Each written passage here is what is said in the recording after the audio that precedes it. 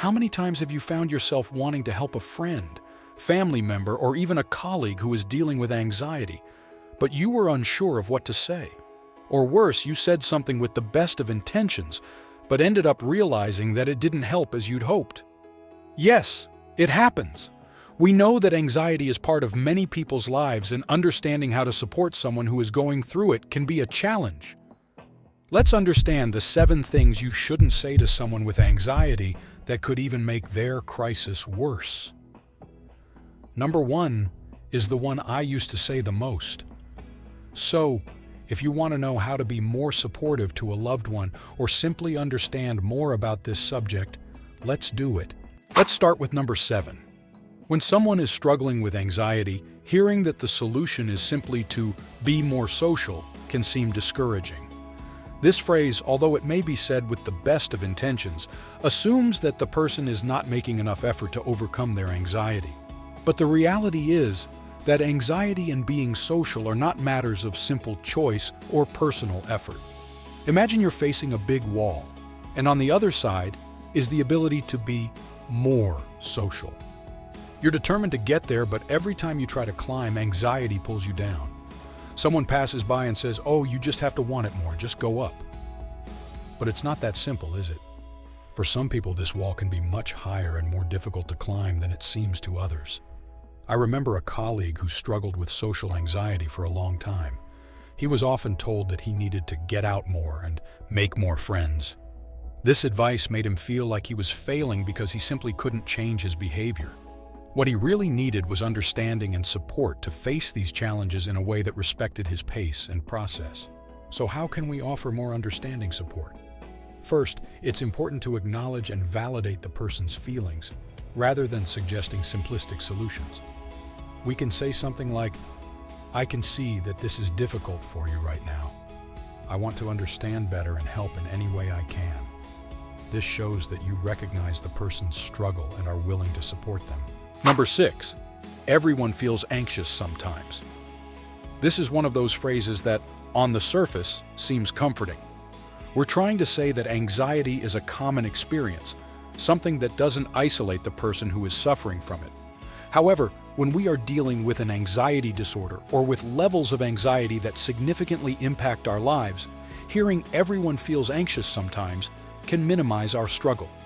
Imagine you're facing a storm with waves threatening to sink your boat at any moment.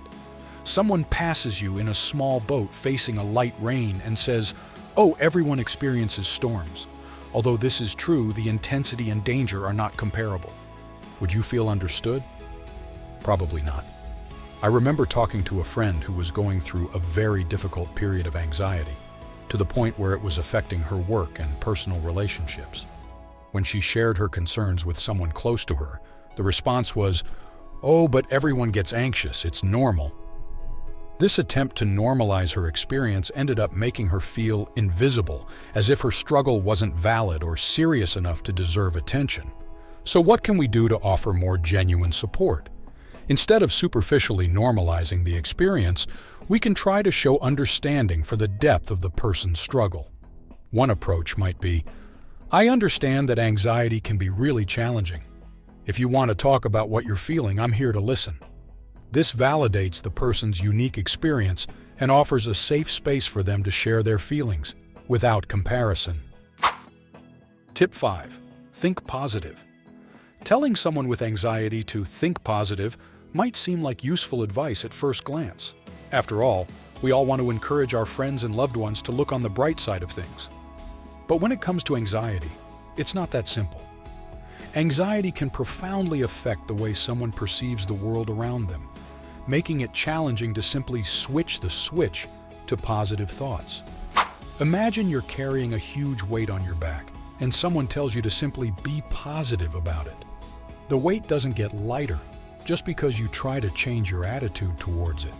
In fact, you may even feel guilty for not being as positive as people expect you to be. I remember a time when I was struggling with anxiety, and someone very close to me told me to just think positive, and everything will get better. I knew they meant well, but it made me feel even more isolated. I thought, if it were that easy, wouldn't I be better off by now? This added a layer of frustration and guilt for not being able to achieve this positive state that seemed so easy for others. So how can we offer support more effectively? Instead of suggesting that the person simply change their thoughts, we can acknowledge their feelings and validate their experience. A more sensitive approach could be, "I can see that you're going through a difficult time. I want you to know that I'm here for you, no matter what." Offering support without conditions can be incredibly comforting. We can also encourage conversations about what the person is feeling, without pushing for an immediate solution. Sometimes, just knowing that someone is willing to listen without judgment is a great relief. And if the conversation opens up space for this, we can explore together small steps that the person might feel comfortable trying, always respecting their pace and space. Remember that true support lies in being present and validating the person's feelings, not in trying to impose an optimistic vision that they may not be ready to adopt. This is one of the ones I've heard the most, phrase 4. You should try meditating, doing yoga, eating better. It's natural to want to offer solutions when someone we care about is struggling. However, when we suggest things like meditation, yoga, or dietary changes as quick fixes for anxiety, we need to be careful. These practices can be incredibly useful for some people, but they are not universal cures. Think with me. Each person has their own journey, their own preferences, and their own unique responses to different treatments or practices. When someone is sharing their struggles with anxiety, and we quickly jump to, "You should try this or that," we can inadvertently pass on the message that the solution is simple and that they simply aren't trying hard enough to overcome their problems. I remember a friend who was going through a particularly difficult time with his anxiety. Several people suggested different solutions, from special diets to new hobbies. He tried several of these suggestions, but became increasingly frustrated because none seemed to work for him. What he really needed at that moment was not a list of possible solutions, but to feel supported and understood. So what can we do instead? A more sensitive approach might be to ask the person what they have already tried, what seems to help, and whether they are interested in exploring other options. We could say something like, "I've heard about some things that some people find useful for managing anxiety. Do you want me to share them with you? But only if you think it might be useful, of course." This shows that you are willing to help, but leaves room for the person to decide what makes sense for them. Respecting agency and individual preferences is crucial. Remember, support comes from listening and understanding, not just from trying to fix the problem. If you know of any more phrases, let us know in the comments. We'll help. Let's move on to number 3. I know exactly how you feel. When we try to comfort someone with anxiety, we often want to show empathy by saying, "I know exactly how you feel." The intention is good. We want the person to feel less alone. However, even if we have faced anxiety ourselves, each person's experience is unique. Let's think about it. Each of us has a rich and complex inner world shaped by our life experiences, our struggles, and our victories. Saying, "I know exactly how you feel," can unintentionally minimize a person's individual experience, suggesting that anxiety is a universal problem with a one-size-fits-all solution. I remember once a friend came up to me sharing how anxious he felt about a presentation at work. I too had experienced nerves before presentations, so my initial reaction was to say, "Oh, I know how it is, I get nervous too." But then I realized that this didn't acknowledge the depth of what he was feeling. His anxiety was affecting his sleep, his eating, and his ability to concentrate. My experience, although similar on the surface, was not exactly like his. 2. You're overreacting. This and the next are the worst ones and the ones we let out unintentionally. When someone confides in you about their feelings, especially about something as personal as anxiety, it's an act of courage. Telling them you're exaggerating can make them feel diminished and even less understood. Imagine you're sharing an experience that was genuinely frightening for you, and someone responds with disdain or doubt. Not only does this hurt, but it can also make you close off and hesitate to share your feelings in the future. A simple example, think back to when you were a child and you were afraid of the dark. You probably weren't exaggerating your fear. It was real to you at the time. If someone just said, "That's silly, there's nothing to be afraid of," would you feel better? Probably not. It's the same with anxiety. Even though the source of anxiety may not seem huge to someone else, it is huge to the person experiencing it. So what can we do instead? Show empathy and validation. Instead of judging or minimizing, we can say something like, "It sounds like this is being really difficult for you. I want to understand more about how you feel." This opens up space for dialogue and understanding without making the person feel judged. Remember, anxiety already makes the person feel vulnerable enough. Our role as friends or family is to offer a safe haven where they can feel welcomed and understood, no longer isolated. And finally, number 1, just relax. You know, when we're trying to help someone who's going through a moment of anxiety, our first instinct is often to say something like, "Just relax," or "Don't think about it." I understand, I really do. These phrases come from a place of wanting to relieve the person's suffering quickly. But let's talk about why, despite good intentions, they might not be the best approach. Imagine you're in the middle of an anxiety crisis. Your heart is racing. Your mind is racing with thoughts you can't control.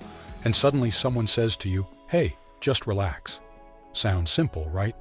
But in reality, if it were that easy, you would have done it already. Saying, "Just relax," to someone with anxiety can make them feel even more frustrated and misunderstood. It's as if we're minimizing their struggle, suggesting that the problem is easy to solve and consequently making them feel inadequate for not being able to simply turn off their anxiety. Imagine you're trying to open a door with a key that doesn't fit the lock. You're standing there, struggling with the key, and someone walks past you and says, "Just open the door." You look at the person thinking, "I'm trying, but the key doesn't work." It's the same with anxiety. The person is already trying to open the door, but the tools they have at that moment aren't working. So what can we do instead of saying, "Just relax"? First, it's crucial to show that you're there, available and willing to listen without judgment. We can say something like, "I'm here with you. Do you want to talk about what you're feeling?" This can help the person feel seen and heard, which is incredibly powerful. Another thing is to offer support without pushing for an immediate solution. Sometimes a silent, peaceful presence is more comforting than any words. And if the person is open to suggestions, we can gently offer alternatives, such as breathing techniques or meditation, but always as options, not obligations. In addition, we can encourage the person to explore, with the support of professionals if necessary, strategies that will help them build confidence or social skills in a healthy way and in their own time. Suggesting seeking professional help, such as therapy, can be an important step, but always with sensitivity and respect for the person's decision. Remember, the journey to overcome anxiety is personal and unique to each individual. Offering a safe space where the person feels heard and supported without pressure to conform to external expectations is one of the best gifts we can give. Always be a listening ear and an open heart. May we be kinder, more understanding, and more patient with each other. In the next video, I'll help you with what must be said to someone with an anxiety attack. See you there?